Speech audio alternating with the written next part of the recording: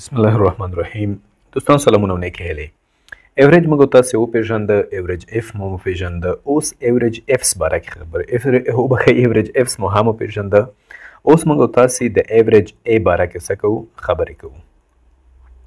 ملګرو موږ تاسو سم فرمول ویلی و. د سم په واسطه باندې موږ تاسو ټوټل راباستلی شول، عددونه مو جمع کولی شول. وبخښئ، کاونټ په واسطه موږ څه کولی شول؟ عددونه مو صرف شمارلی شول. خو د کاونټ ای په واسطه موږ تاسو څه کولی شول؟ عددونه او ای بی سی لیکل دا مو ټول څنګه کولی شول؟ شمارلی مو شوه. ایوریج هم همداسې دی. موږ تاسو د ایوریج په واسطه باندې د عددونو ایوریج راباسو او د ایوریج ای په واسطه سره راباسو. په دې باندې خبرې کوو. لومړی دلته تاسو وګورئ، زموږ ستاسې پروډکټس دي. دا پروډکټس خرڅ شوي دي. د دې زه څه راباسم؟ د دې د سیل مکمل زه راباسم. کمپیوټر، موبایل سکرین، دا څومره خرڅ شوي دي، د دې زه ټوټل راباسم. مساوي سم قوس شروع. موږ دا ټول خرڅلاو چې څومره شوی دی دا څنګه کوو؟ جمع کوو. ټول خرڅلاو موږ ته راووته 11,19,222,920 روپۍ. د دې که موږ ایوریج راباسو څه کوو؟ مساوي ایوریج. دا ټول عددونه انتخاب کوئ او قوس بند کوئ، انټر. بیا که موږ د دې ایوریج ای راباسو، ایوریج ای، او دا ټول عددونه انتخابوو او قوس بندوو، انټر. تاسو وګورئ دلته په دواړو حالتونو کې موږ تاسو ته څه راووتل؟ د ایوریج ای او د ایوریج ځواب یو راووته. ولې؟ ایوریج څه ته ویل کیږي؟ ایوریج اصل کې ویل کیږي دغه ټول عددونه راشماري او بیرته د همدې عددونو په شمار باندې تقسیموي. 1 2 3 4 5 6 8. دا ټول عددونه راواخیستل په 8 باندې تقسیم کړل.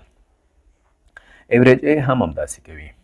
خو که چیرې اوس زه دغه یو عدد تبدیل کړم په لیکلو باندې، مثلا د دې په ځای زه ولیکم یس.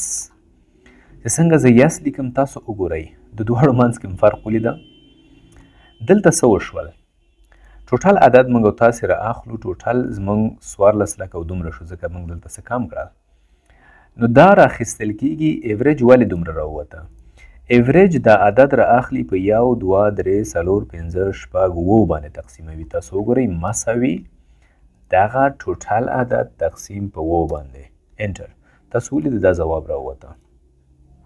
خو ایوریج ای څه کوي؟ ایوریج ای چې دی دغه کوم لیکل چې مونږ یس ولیکل دې ته هم ایوریج ای د یو عدد په شکل باندې ګوري، په 8 باندې تقسیموي. ایوریج ای د ټول دغه عدد ټوټل په 8 باندې تقسیموي. د یس ته نه ګوري، د یس ته ګوري، ایوریج د یس ته ګوري، یس سره کار نه لري، په 9 تقسیموي.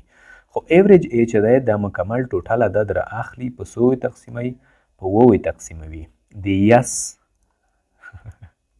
غلط شوم. ایوریج چې د عدد را اخلي په 100 باندې تقسیموي، په 9 تقسیموي. او ایوریج ای چې د ټوټل را اخلي په 8 تقسیموي، ځکه ایوریج ای چې د دې ته هم د یو عدد په شکل ګوري. تاسو وګورئ مساوي ټوټل تقسیم په 8 باندې. ومولیدل؟ ځواب یې مبتدا سره وباسته. نو ایوریج چې دی هغه صرف په عدد باندې تقسیموي. که هلته تا لیکل کړي وي هغې سره کار نه لري، مطلب ای بي سی لیکلي وي، صرف عدد شماري، په عدد تقسیموي. او ایوریج ای چې دی عددونو باندې هم تقسیموي، لیکل چې د کړي هغې ته هم د یو په سترګه باندې ګوري، په هغې ټولو باندې عدد څنګه کوي؟ تقسیموي. نو موږ تاسې د ایوریج ای څخه زیاته استفاده نه کوو. زیاته استفاده چې موږ تاسې کوو هغه د ایوریج څخه کوو.